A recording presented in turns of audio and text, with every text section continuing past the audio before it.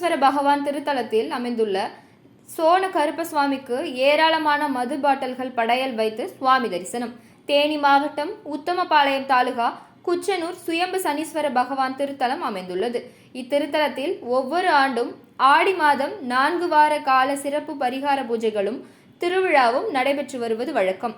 இந்த ஆண்டிற்கான ஆடி திருவிழா தொடங்கப்பட்டு 4 வாரம் முடிந்து திங்கட்கிழமை இரவு சோன கருப்பண்ண சுவாமிக்கு பக்தர்களால் காணிக்கையாக கொடுக்கும் மது பாட்டில்கள் மற்றும் ஆடு, கோழி போன்றவற்றை படையல் வைத்து வழிபாடு செய்வது வழக்கம். தமிழகத்தின் பல்வேறு பகுதிகளில் இருந்து வருகை தந்த பக்தர்கள் சுவாமி தரிசனம் செய்தனர். முன்னதாக சோன கருப்பண்ண சுவாமிக்கு மலர் அலங்காரமும் சிறப்பு அபிஷேக பூஜைகளும் நடைபெற்றது.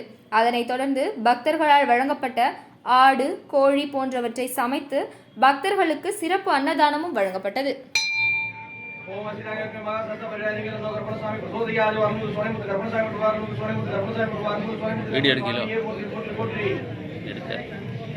அதை பற்றிலாம் எடுங்க சாமி.